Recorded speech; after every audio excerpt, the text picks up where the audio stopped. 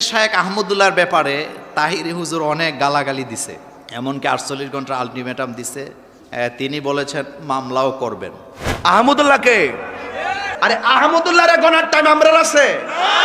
এই জন্য যে আহমদুল্লাহ এই কথা বলেছেন তাকে বলবো আমি 48 ঘন্টা সময় দিলাম। শাইখ আহমদুল্লাহ সাহেবের মূল ভিডিওটা কি ছিল আপনারা দেখবেন। নবুয়তের পূর্বে রাসূল আকরাম সাল্লাল্লাহু আলাইহি সাল্লাম কোন ধর্ম পালন করতেন? গুরুত্বপূর্ণ প্রশ্ন।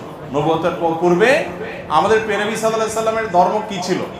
যদি বলেন যে কোন ধর্ম অনুসরণ করতেন না, তাহলে নাউজুবিল্লাহ উনি কি ধর্মহীন ছিলেন নাকি? উনি নবী হয়েছেন কত বয়সে? 40 বছর বয়সে। তাহলে 40 বছর বয়স মানে তো জীবনের মূল টাইমটা প্রায়। তো এই 40 বছর পর্যন্ত উনি নিজে তো নবীই ছিলেন না, উনি নবী হয়েছেন তারপরে। প্রশ্নটা শাইখ এইভাবে পড়ছেন যে এক ভাই প্রশ্ন করেছেন রাসূল আকরাম সাল্লাল্লাহু আলাইহি সাল্লাম তো 40 বছরের নবুয়ত পেয়েছেন, এর আগে তিনি নবী ছিলেন না, তাহলে এই 40 বছর আগে তিনি কোন ধর্ম অনুসরণ করতেন? তাহলে কি আল্লাহ রসুল কোনো ধর্মের অনুসরণ করতেন না? শায়েখ ওখানে উপস্থাপন করেছেন যে আল্লাহর রসুল 40 বছর তো নবুয়ত পান নাই। প্রশ্নটা এভাবে করাছে, সেই প্রশ্নটা শায়েখ পড়েছে মাত্র, কাট করে নিয়ে যে ওই জায়গাটা ওখানে বসানো হয়েছে, আর এটা নিয়ে আমাদের ভাইয়েরা গোটা দেশ উত্তাল করে ফেলল। অনলাইনে দেখলাম এরকম ব্যক্তিদের বক্তব্য, এরকম ব্যক্তিদের গান ঘুরতেছে। সেটা কি?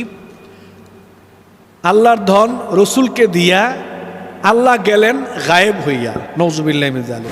আল্লাহর দনেরা সুলকি দিয়া গেলেন আল্লাহ গায়েব হইয়া, রাসূলের ধন খাজা পাইয়া শুইয়া আছে আজ মেরে কেউ ফিরে না খালি হাতে, খাজা তোমার বলেন।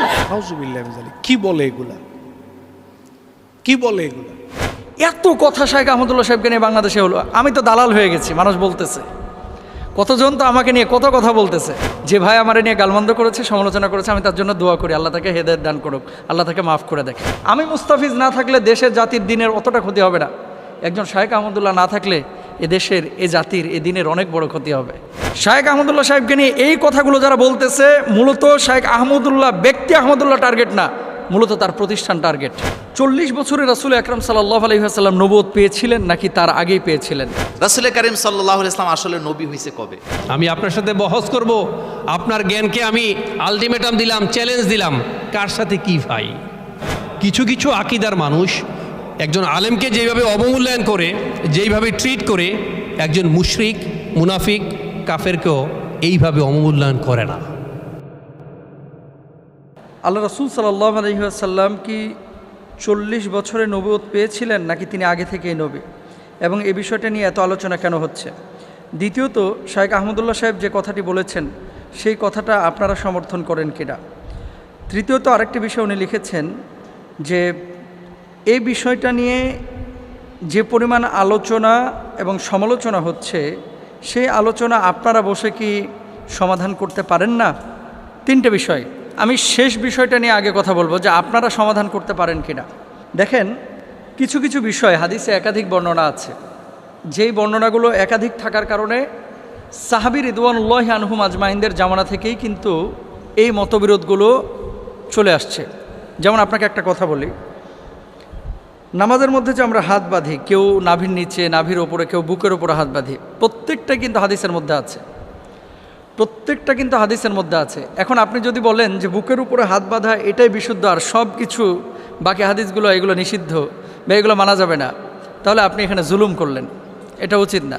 কিছু বিষয় একাধিক বর্ণনা মানে দুইভাবে এসেছে, তো সাহাবী রিদওয়ানুল্লাহি আনহুম আজমাইনদের মধ্যে ইখতিলাফ ছিল, তাবেঈনদের মধ্যে ছিল, পরবর্তী স্কলারদের মধ্যে ছিল, সালফে সালেহিনদের মধ্যে ছিল, বর্তমান সময়েও আছে, এটা থাকবে কিয়ামত পর্যন্ত। সেক্ষেত্রে আপনার আমার ভূমিকা কী হবে? আপনার আমার ভূমিকা হচ্ছে একাধিক বর্ণনা যখন থাকবে তখন আপনার যেটা ভালো লাগে আপনি মেনে নেবেন, তবে অবশ্যই ইসলামিক স্কলার একজনকে ফলো করবেন যে তার রায়টা কী। সেটা হানাফি মাযহাবের হতে পারে, শাফি মাযহাবের হতে পারে, মালিকি মাযহাবের হতে পারে, তার রায়টা কী। 2 নম্বর বিষয়, 40 বছরে রাসূল আকরাম সাল্লাল্লাহু আলাইহি ওয়াসাল্লাম নবুয়ত পেয়েছিলেন নাকি তার আগেই পেয়েছিলেন?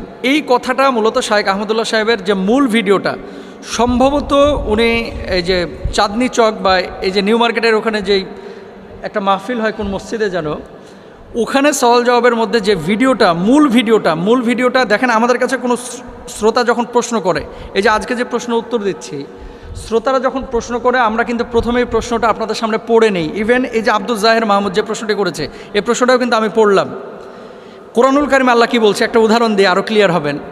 লা তাকরাবুস সালাহ, নামাজের ধারে কাছেও যায় না। এখন আপনি আগেও নিলেন না পিছেও নিলেন না, লা তাকরাবুস সালাহ আল্লাহ বলছেন নামাজের ধারে কাছে যায় না, আপনি নিয়ে এসে এটা মুস্তাফিজ হুজুর বলল নামাজের ধারে কাছেও যায় না। এখন কখন? আল্লাহ তো এটা পরে বলে দিয়েছে, ও আংতুম সুকারা, যখন নেশাগ্রস্ত অবস্থায় থাকো, মদ খায়া পবিত্র না হয়ে সাথে সাথে নামাজে দাঁড়ায়ও না, নাপাক অবস্থায় দাঁড়ায়ও না। এখন আপনি কাট করে ওখানটা নিয়ে যে বসায় দিলেন। সুযোগ সন্ধানী যারা আছে সোশ্যাল মাধ্যমে আমার লেকচার বলেন, আহমদুল্লাহ সাহেবের লেকচার বলেন, আব্দুল্লাহ সাহেবুল্লাহের লেকচার বলেন, XYZ যে কোনো স্কলারের লেকচার কেটে কেটে অনেকভাবে কিন্তু উপস্থাপন করা যায়। একটা পজিটিভ বিষয়কে কিন্তু নেগেটিভলি উপস্থাপন করা যায়। আর যে ভদ্রলোক এই কথাগুলো নিয়ে আজকে আলোচনা করতেছে, শাইখ আহমদুল্লাহ সাহেবের মূল ভিডিওটা কী ছিল আপনারা দেখবেন, এখন ইউটিউবে আছে। প্রশ্নটা শাইখ এভাবে পড়ছেন যে এক ভাই প্রশ্ন করেছেন, রাসূল আকরাম সাল্লাল্লাহু আলাইহি সাল্লাম তো 40 বছরের নবুয়ত পেয়েছেন, এর আগে তিনি নবী ছিলেন না, তাহলে এই 40 বছর আগে তিনি কোন ধর্ম অনুসরণ করতেন? তাহলে কি আল্লাহ রসুল কোনো ধর্মের অনুসরণ করতেন না, নাকি অনুসরণ করতেন? অনুসরণ করলে কার ধর্ম অনুসরণ করেছেন? আমরা জানি যে ইব্রাহিম আলাইহিস সালাতু ওয়াস সালামের দিন ধর্ম আল্লাহ রসুল সাল্লাল্লাহু আলাইহি সাল্লাম অনুসরণ করেছেন। তাহলে শায়েককে প্রশ্ন করা হয়েছে, সেই প্রশ্নটা শায়েক ওখানে উপস্থাপন করেছেন যে আল্লাহর রাসূল 40 বছর তো নবুয়ত পান নাই। প্রশ্নটা এভাবে করাছে, সেই প্রশ্নটা শায়েক পড়েছে মাত্র, কাট করে নিয়ে যে ওই জায়গাটা ওখানে বসানো হয়েছে। আর এটা নিয়ে আমাদের ভাইয়েরা গোটা দেশ উত্তাল করে ফেলল। জ্ঞানী মানুষের একটা বিষয় কি জানেন, যে সবসময় তর্কে জড়ায় না, ঝগড়া বিবাদে জড়ায় না। কারণ যেই গাছে যত ফল বেশি সেই গাছটা তত নত বেশি। এই যে আম বড় বড় দেখবেন গাছের উপরে ধরে আছে, যত বেশি আম গাছটা তত নত। এত কথা শাইখ আহমদুল্লাহ সাহেবকে নিয়ে বাংলাদেশে হলো, আমি তো দালাল হয়ে গেছি, মানুষ বলতেছে, কতজন তো আমাকে নিয়ে কত কথা বলতেছে। এতদিন আমাকে নিয়ে কেউ সমালোচনা পৃথকভাবে করেছে, কিন্তু আওয়ামভাবে একটা দুইটা না একাধিক ভিডিওতে আমাকে সমালোচনা করেছে। যে ভাই আমার নিয়ে গালমন্দ করেছে, সমালোচনা করেছে, আমি তার জন্য দোয়া করি, আল্লাহ তাকে হেদায়েত দান করুক, আল্লাহ তাকে মাফ করে দেয়। তার ব্যাপারে আমার কোনো আক্রোশ নাই, বিদ্বেষ নাই। কিন্তু শাইখ আহমদুল্লাহ বাংলাদেশের একটা অ্যাসেট। আহমদুল্লাহরা প্রতি বছর জন্ম নেয় না। আমি মুস্তাফিজ না থাকলে দেশের জাতির দিনের অতটা ক্ষতি হবে না। একজন শাইখ আহমদুল্লাহ না থাকলে এ দেশের, এ জাতির, এ দিনের অনেক বড় ক্ষতি হবে, অনেক বড় ক্ষতি হবে, অনেক বড় ক্ষতি হবে। সুতরাং শাইখ আহমদুল্লাহ সাহেবকে নিয়ে এই কথাগুলো যারা বলতেছে, মূলত শাইখ আহমদুল্লাহ ব্যক্তি আহমদুল্লাহ টার্গেট না, মূলত তার প্রতিষ্ঠান টার্গেট। কারণ মানুষজন যাতে করে এই প্রতিষ্ঠানটার উপরে প্রশাসনিক নজরদারি নিয়ে এসে প্রতিষ্ঠানটাকে বন্ধ করতে পারে। কারণ কি? মানুষের ভিতরে একটা গ্রহণযোগ্যতা তৈরি হয়েছে। আপনি বিদেশে যান, আউল বাউল ফাউল যারা নাচানাচি গাওয়াগাওয়ি করে, তাদের ইমেজটা কি? বর্তমান জেনারেশনের যুবকদের কাছে তাদের ইমেজটা কি? আর শাইখ আহমদুল্লাহর ইমেজ কি? মিজানুর রহমান আজহারের ইমেজ কি? আমি যে কথাটি বলতে চাচ্ছি, ফুল ভিডিওটা আগে দেখেন, তারপর আপনারা সিদ্ধান্ত নিন। এবার আসেন দলিল। বলা হচ্ছে কি যে কেউ যদি নবীজিকে বলে যে 40 বছরে আল্লাহ রসুল সাল্লাল্লাহু আলাইহি ওয়াসাল্লাম নবুয়ত পেয়েছেন, তার আগে যদি কেউ বিশ্বাস না করে সে কাফের হয়ে যাবে। যদি এই কথা কেউ বলে, তাহলে আনাস ইবনে মালিক রাদিয়াল্লাহু তাআলা আনহু এবং আব্দুল্লাহ ইবনে আব্বাস রাদিয়াল্লাহু তাআলা আনহুমা তাদের কথা অনুসারে সেই কাফেরের খাতায় তাদের নাম উঠে যায়। নাউযুবিল্লাহি মিন যালিক। কেন বলি? বুখারী শরীফের হাদিস। আনাস ইবনে মালিক রাদিয়াল্লাহু তাআলা আনহু কি বলছেন? আল্লাহ রসুল সাল্লাল্লাহু আলাইহি ওয়াসাল্লামের 1 বছরও না 2 বছর না 10টা বছর তিনি খেদমত করেছেন। তিনি বলছেন, বাসাহুল্লাহু আলা রাসি 40 সানাতান। হযরত আব্দুল্লাহ ইবনে আব্বাস রাদিয়াল্লাহু তাআলা আনহু থেকে বর্ণিত, বয়সা রাসূলুল্লাহ সাল্লাল্লাহু আলাইহি ওয়াসাল্লাম লি 40 সানাতান। আল্লাহ রসুল সাল্লাল্লাহু আলাইহি ওয়াসাল্লামের উপরে আল্লাহ তাআলা নবুয়ত দিয়েছেন 40 বছরে। তা আনাস ইবনে মালিক রাদিয়াল্লাহু তাআলা আনহু তিনি বলছেন 40 বছরে নবুয়ত দেওয়া হয়েছে। তাহলে যারা বলতেছে যে 40 বছরে আল্লাহ নবীকে নবুয়ত দেওয়া হয়েছে, তাহলে সেই কথা অনুসারে আনাস ইবনে মালিক রাদিয়াল্লাহু তাআলা আনহুর উপরে তো সেই অপবাদ যায়। নাউযুবিল্লাহ। আব্দুল্লাহ ইবনে আব্বাস রাদিয়াল্লাহু তাআলা আনহুমা তিনি বলছেন যে আল্লাহ রসুল সাল্লাল্লাহু আলাইহি ওয়াসাল্লামের উপরে 40 বছরে নবুয়ত এসেছে। আল্লাহ রসুল সাল্লাল্লাহু আলাইহি ওয়াসাল্লাম আরেকটি হাদিসের মধ্যে কি বলছেন দেখেন, নবীজি বলছেন, ইন্নী লা আরিফু হাজরান বিমাক্কাতা কানা ইউসাল্লিমু আলা ক্বাবলা আই ইউবাস। আল্লাহ রসুল সাল্লাল্লাহু আলাইহি ওয়াসাল্লাম বলছেন যে আমি একটা পাথরকে চিনতাম, জানতাম যে পাথরটা আমাকে ক্বাবলা আই ইউসাল্লিমা, আমাকে সালাম প্রদান করত, আন উবাসা নবুয়া, আমি নবুয়ত পাওয়ার আগেই এই পাথরটা আমাকে সালাম করত। তো নবুয়ত পাওয়ার আগে পাথর আমাকে সালাম করত, আল্লাহ রসুল সাল্লাল্লাহু আলাইহি ওয়াসাল্লাম নিজে বলেছেন। তো নবীজি যে বললেন যে আমায় নবুয়ত পাওয়ার আগে পাথর আমাকে সালাম করতো, তাহলে নবুয়ত আল্লাহ রসুল সাল্লাল্লাহু আলাইহি ওয়াসাল্লাম একটা নির্দিষ্ট সময় পেয়েছেন। এখন আরেকটি হাদিস যেটা দিয়ে সব ভাইয়েরা দলিল পেশ করে, নবীজি সাল্লাল্লাহু আলাইহি ওয়াসাল্লামের নবুয়তের ব্যাপারে জিজ্ঞেস করা হয়েছিল যে আপনি কখন থেকে নবী? তিনি জবাব দিয়েছেন কুনতু নাবিয়ান ওয়া আদামু বাইনাল মাই ওয়াত তিন। অন্য বর্ণনায় আছে কুনতু নাবিয়ান ওয়া আদামু বাইনার রূহি ওয়াল জাসাদ। আদম যখন শরীরে এবং পানির মধ্যে তিনি ছিলেন তখন থেকেই আল্লাহ রসুল সাল্লাল্লাহু আলাইহি ওয়াসাল্লাম নবুয়ত পেয়েছিলেন। আদম যখন রূহ এবং মাটির মধ্যে মিশ্রিত ছিলেন তখন থেকে আল্লাহ রসুল সাল্লাল্লাহু আলাইহি ওয়াসাল্লাম নবুয়ত পেয়েছিলেন। এরকম কিন্তু একাধিক বর্ণনা আছে। হাদিসটা কি? হাদিসটা রাসূল আকরাম সাল্লাল্লাহু আলাইহি ওয়াসাল্লামের বিশুদ্ধ হাদিস, যে যখন আদমকে সৃষ্টি করা হয় নাই তখন থেকেই তিনি নবুয়ত পেয়েছিলেন। কিন্তু আদম আলাইহিস সালাতু ওয়াস সালামকে আল্লাহ সুবহানাহু ওয়া তাআলা যে পৃথিবীর বুকে পাঠিয়েছেন, নবীকে যে আল্লাহ সুবহানাহু ওয়া তাআলা পৃথিবীর বুকে পাঠিয়েছেন, নবীজি 40 বছর পর্যন্ত নবুয়ত পান নাই, কিন্তু আগে থেকে নবুয়ত ছিল লাউহে মাহফুজে। কোরআন যেমন সংরক্ষিত ছিল, নবীজির স্বীকৃতি লাউহে মাহফুজে এবং আসমানি জগতে, রুহানি জগতে আল্লাহ তাআলা আগেই দিয়ে রেখেছিলেন। সেই স্বীকৃতির সনদ, স্বীকৃতির চূড়ান্ত বাস্তবায়ন আল্লাহ তাআলা 40 বছরে করেছেন। তাহলে কি সেই হাদিসটাও ঠিক, এই হাদিসগুলোও ঠিক?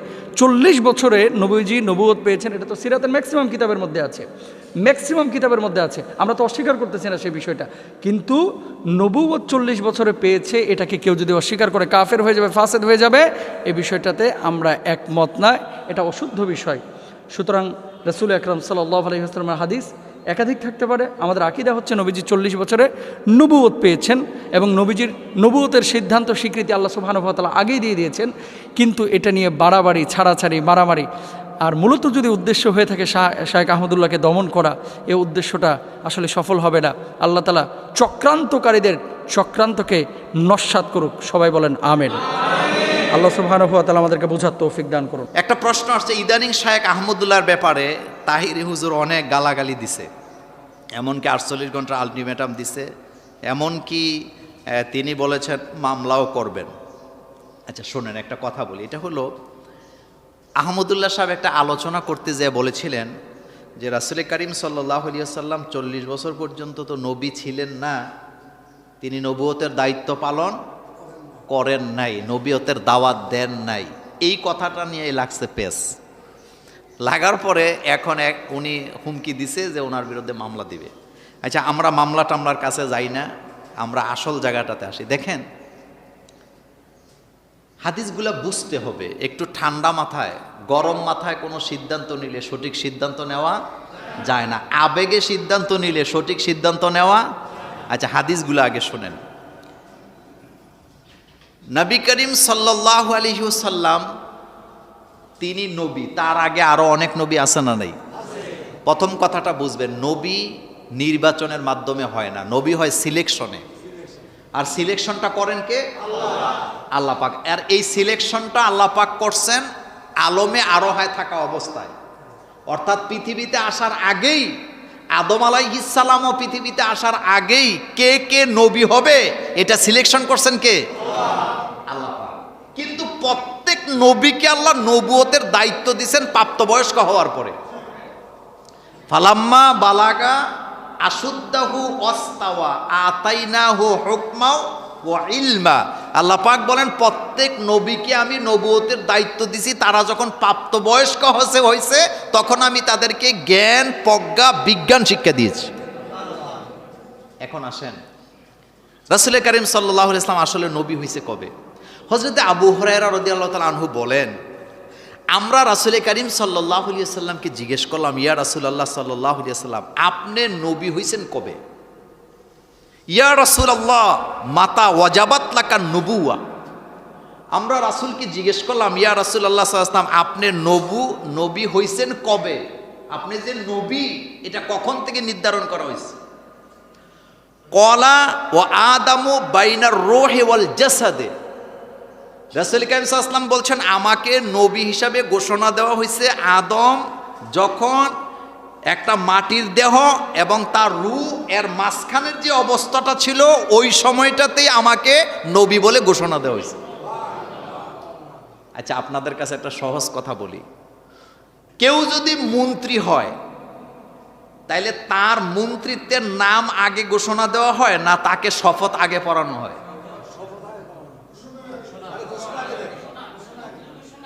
ঘোষণা আগে না শপথ আগে?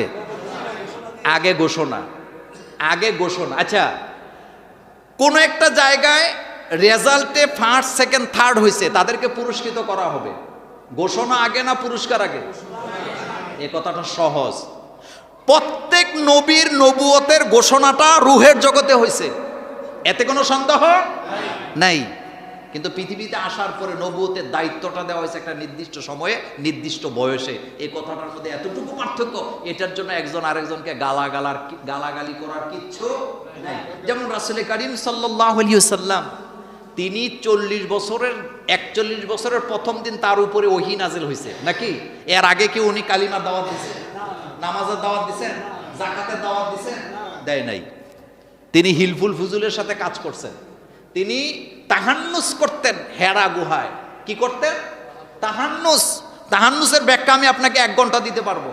তাহান্নুস মানে ধ্যান করা নয়, চোখ বন্ধ করে বসে থাকা নয়। তাহান্নুস মানে হলে জাতিকে নিয়ে চিন্তা করা। জাতি গোমরাহির মধ্যে আছে, মারামারিতে লিপ্ত আছে, মদ, জুয়া, গাঁজা, মারামারি, জিনা, ব্যভিচারে লিপ্ত আছে। জাতিকে কিভাবে সেখান থেকে রক্ষা করা যায়, এই চিন্তা চেতনা গবেষণা করাকে তাহান্নুস বলা হয়। আর 41 বছরের প্রথম দিন রাসূল করিম সাল্লাল্লাহু আলাইহি ইসলামের উপরে ওহী নাজিল হয়েছে, নবুয়তের দায়িত্ব দেওয়া হয়েছেন। এটা কোরআনের সর্বপ্রথম ওহী এবং এটা হাদিসে জিবরীল। এখন নবী তো উনি আগেই হয়েছেন, কিন্তু দায়িত্বটা দেওয়া হয়েছে কয় বছর বয়সের সময়? এর আগে কি উনি একদিনও দাওয়াত দিছে কালিমার? একবারও কি দিছেন? দেয় না। তবে তিনি কখনো শিরিক করেন নাই, তিনি ওই অবস্থায় মূর্তি পূজা করেন নাই, তিনি প্রতিমার সামনে কখনো মাথা নত করেন নাই। কেন করে নাই? কারণ তাকে কন্ট্রোল করেছেন কে? আল্লাহ পাক তাকে রহমতের চাদর দিয়ে গঠন করে রেখেছেন, তিনি যাতে এদিক সেদিক না যায়। দেখেন আরেকটি হাদিসে আসছেন মাইশারা আল ফজর রাদিয়াল্লাহু তাআলা আনহু, তিনি বলেন কুলতু লি রাসূলিল্লাহি সাল্লাল্লাহু আলাইহি ওয়াসাল্লাম, আমি রাসূল সাল্লাল্লাহু আলাইহি ওয়াসাল্লামকে জিজ্ঞেস করলাম, মাতা কুনতা কুতিবতা জুইলতা নবিয়ান, হে রাসূল সাল্লাল্লাহু আলাইহি ওয়াসাল্লাম, আপনি কখন নবী ছিলেন, আপনি কখন থেকে নবী হয়েছেন, বা আপনি নবী হিসাবে কখন থেকে লিখিত হয়েছে আপনাকে? কলা, রাসূল সাল্লাল্লাহু আলাইহি ওয়াসাল্লাম বলেছেন, ওয়া আদামু বাইনার রূহে ওয়াল জাসাদে, আদম যখন মাটি এবং রুহের মাঝখানে অবস্থান করছিলেন, আমি তখন থেকে নবী। তাহলে ঘোষণা হয়েছে আগে, দায়িত্ব দেওয়া হয়েছে পরে। এই কথাটা সহজ না কঠিন? এটা লিয়া তুল কালাম করার কি আছে রে ভাই? একটু ঠান্ডা মাথায় চিন্তা করলেই তো বোঝা যায় বিষয়টা, নাকি? হযরতে মূসা আলাইহিস সালাম, হযরত ইব্রাহিম আলাইহিস সালাম, তারা যে নবী হয়েছেন এটা তো আগেই হয়েছে নাকি? কিন্তু দুনিয়াতে আসার পরে তিনাদেরকে একটা নির্দিষ্ট সময়ে কি দায়িত্বটা দেওয়া হয়েছে। হযরতে মূসা আলাইহিস সালাম তিনিও দাওয়াতি কাজ করেছেন একটা নির্দিষ্ট সময়। আল্লাহ পাক বলছেন ফা ইন্নাহু তগা, ফেরাউন তগা হয়ে গেছে, তাকে তুমি দাওয়াত দিতে যাও। সুতরাং এটা নিয়ে মারামারি করার কিছু আছে বলে আমরা মনে করি না। একজন বাংলাদেশের প্রসিদ্ধ একজন আলেম, বাংলাদেশের একজন জনপ্রিয় আলেম, তিনি কথা বলতে গিয়ে কোনো একটা কথা এদিক সেদিক হয়েছে, আরেকজন ভাই দেখলাম অনলাইনে বলতেছে সে এই কথা বলে নবীর দুশ্মনী করলো, কুফরি করলো, ইসলাম থেকে বের হয়ে গেল। এরপরে তাকে 48 ঘন্টার আলটিমেটাম দেওয়া হয়েছে যাতে জাতির কাছে তিনি ক্ষমা চান, এরপরে এর ব্যাপারে আইনগত ব্যবস্থা নেওয়া হবে। নাউজুবিল্লাহি মিন যালিক। আরে ভাই, একজন মানুষ, একজন আলোচক আলোচনা করতে গেলে তিনি যদি ওনার চিন্তা ভাবনাটা আপনাদের সামনে তুলে ধরেন, হয়তো ওনার চিন্তা ভাবনা আপনার পছন্দ না হতে পারে, ওনার মতামত আপনার পছন্দ নাও হতে পারে, ওনার দৃষ্টিভঙ্গি আপনার পছন্দ নাও হতে পারে। তো আপনি কি করবেন? ওনার দৃষ্টিভঙ্গি, ওনার মতের বিরুদ্ধে আপনিও আলোচনা করেন, কোনো অসুবিধা নেই। আপনি বলতে পারেন যে ভাই, আমরা অমুক একজন আলেমের আলোচনা শুনেছি, তিনি এই ব্যাপারটা এইভাবে কথা বলেছেন, আমাদের কাছে কোরআন সুন্নাহর, কোরআন হাদিস অনুযায়ী মনে হয় এই কথাটা সুন্দর হয় নাই, কথাটা এরকম না, এই দৃষ্টিভঙ্গি এরকম না, আমরা এটাকে এভাবে লালন পালন করি। আশা করি তিনি ওনার এই দৃষ্টিভঙ্গি নিয়ে আবার কথা বলবেন, বা আপনারটা ভুল হয়েছে। একটা কথা বলার সিস্টেম তো কত ধরনের আছে, কিন্তু আমরা ডাইরেক্ট অ্যাকশনে চলে যাই, ও কাফের হয়ে গেছে, ইসলাম থেকে বের হয়ে গেছে, ও নবীর দুশ্মন, ও আল্লাহর দুশ্মন, এরপরে ওর বিরুদ্ধে আইনগত ব্যবস্থা নিতে হবে। নানান ধরনের কথাবার্তা আজকে আমাদের ভিতরে চর্চা হচ্ছে। নাউজুবিল্লাহি মিন যালিক। আমি এই আপনাদের মাধ্যমে আমরা অনলাইনে যারা আছে এরকম মানুষদেরকে আমরা জানাতে চাই, কোনো আলেম আলোচনা করতে গেলে দৃষ্টিভঙ্গি যদি আপনার মতের সাথে মিল না হয় বা যদি মনে হয় কেউ ভুল করছে, তাহলে আমাদের উচিত হলো ওই ব্যক্তিকে সর্বপ্রথম ইনফর্ম করা, ওই ব্যক্তিকে আগে জানানো। ফোনের মাধ্যমে হতে পারে, অনলাইনের মাধ্যমে হতে পারে, অথবা এরকম হতে পারে আপনি তাকে দাওয়াত দেন, আপনার মাদ্রাসায় দেন, আপনার অফিসে দেন, অথবা আপনি ওনার অফিসে চলে যান, আপনি ওনার মাদ্রাসায় যান, গিয়ে আপনি ওনার সাথে কথা বলেন, বা আপনি ডেকে এনে দাওয়াত দিয়ে বা ফোনে কথা বলতে পারেন যে ভাই বা প্রিয় শেখ বা প্রিয় হুজুর, আপনি তো এই কথাটা এরকম বলেছেন, ব্যাপারটা তো এরকম না, আমাদের কাছে তো এরকম মনে হয়, আশা করি আপনি ব্যাপারটা চিন্তা করে দেখবেন, ভেবে দেখবেন। কত সিস্টেমের কথা আছে বলতে পারেন। কিন্তু দেখলাম যে 48 ঘন্টার আলটিমেটাম দেওয়া হয়েছে, এর ভিতরে যদি তিনি ওনার ভুল স্বীকার না করে ওনার ব্যাপারে আইনগত ব্যবস্থা নেওয়া হবে। নাউজুবিল্লাহ মিন যালিক। কি বলে এগুলা, কি বলে এগুলা? কথা যদি একজন যদি একজনের বিপক্ষে কথা ধরি, কথা ধরার মতো অনেক কথা আছে। যেমন অনলাইনে দেখলাম এরকম ব্যক্তিদের বক্তব্য, এরকম ব্যক্তিদের গান ঘুরতেছে। সেটা কি? আল্লাহর ধন রসুলকে দিয়া আল্লাহ গেলেন গায়েব হইয়া, নাউজুবিল্লাহ মিন যালিক। আর রসুলের ধন খাজা পাইয়া খাজা আজমিরি শরীফে শুয়ে আছে, খাজারে তোর দরবার থেকে কেউ ফিরে না খালি হাতে, নাউজুবিল্লাহ মিন যালিক। এই পুরো কথাগুলো কুফর, পুরো কথাগুলোই শিরক। আল্লাহর ধন আল্লাহ রসুলকে দিয়ে আল্লাহ গায়েব হয়ে গেছে, এই কথাটা কুফর, এই কথাটা শিরক। নবীর ধন খাজা পাইয়া খাজা আজমিরে শুয়ে আছে, আর খাজার দরবার থেকে কেউ খালি হাতে ফিরে না, এই কথা বিশ্বাস করলে কোনো মানুষ ইমানদার থাকতে পারবে না, ও মুশরিক হয়ে যাবে, ইসলাম থেকে বের হয়ে যাবে। যারা 48 ঘন্টার আলটিমেটাম দিচ্ছে, এরকম ব্যক্তিদের কথা অনলাইনে সমানে এরকম কথাবার্তা ঘুরতেছে, এরকম কথা ঘুরতেছে। আলটিমেটাম তো আপনাদের কেউ দিলে দেওয়া যাবে? এটা আলটিমেটামের ব্যাপার নয়, মূলত এটা বুঝার ব্যাপার, আলেমদের ব্যাপার। কোনো আলেম যদি কাউকে কোনো ইনফর্ম করে যে আপনার এটা ভুল হয়েছে, আপনি ভুল থেকে ফিরে আসবেন অথবা সংশোধন করার চেষ্টা করবেন, আমাদের আলোচনাগুলো এভাবে হবে। এখন আমাদের মধ্যে এমন সমস্যা হয়েছে, একজন একজনের বিপক্ষে, একদল আরেক দলের বিপক্ষে এমনভাবে লেগে গেছি, মানে কেউ কাউকে সহ্য করতে পারতেছি না, মানতে পারতেছি না, কেউ কারো অবস্থান মানতে পারতেছি না। পুরা হিংসা, বিদ্বেষ, দলাদলি, হানাহানি চরমভাবে চলতেছে। কিছু হলেই কাফের হয়ে গেছে, কিছু হলেই ইসলাম থেকে বের হয়ে গেছে, নাউজুবিল্লাহ মিন যালিক। এই জন্য এটা আল্লাহর পক্ষ থেকে আমাদের উপর একটা আযাব, একটা গজব। আল্লাহ তাআলা আমাদেরকে হেদায়েত দান করুন, আল্লাহুম্মা আমিন। আমাদের কেউ কেউ 40 ঘন্টা 48 ঘন্টারও আলটিমেটাম দিই আমরা। আসলে ভাই, কে কাকে আলটিমেটাম দিচ্ছি? আমি যদি শায়েখ মোল্লা নাজিমউদ্দিন হাফিজুল্লাহকে বলি যে আমি আপনার সাথে বাহস করব, আমি আপনার সাথে বহস করব, আপনার জ্ঞানকে আমি আলটিমেটাম দিলাম, চ্যালেঞ্জ দিলাম, কার সাথে কি ভাই? আসলে আল্লাহ জ্ঞানের নূর প্রত্যেকের অন্তরে দেন না। জ্ঞানকে লালন করতে হয়, জ্ঞানকে ধারণ করতে হয়, বছর পর বছর জ্ঞানকে সাধনা করতে হয়।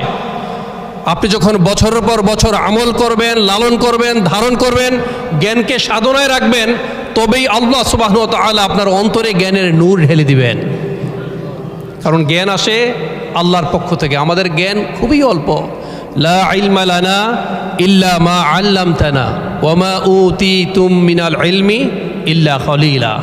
এত ক্ষুদ্র জ্ঞান নিয়েও, এত অল্প জ্ঞান নিয়েও আমরা ধরাকে সরা জ্ঞান করি। আসলে ভাই, সবাই না, ডোন্ট টেক দিস আদারওয়াইজ, সবাই না, কিছু কিছু আকীদার মানুষ ভিন্ন মতকে তারা এমনভাবে ট্রিট করেন, বিশ্বাস করেন একজন মুশরিক, মুনাফিক বা কাফেরকেও একজন আলেমকে যেভাবে অবমূল্যায়ন করে, যেইভাবে ট্রিট করে, একজন মুশরিক, মুনাফিক, কাফেরকেও এইভাবে অবমূল্যায়ন করে না। ঠিক কিনা?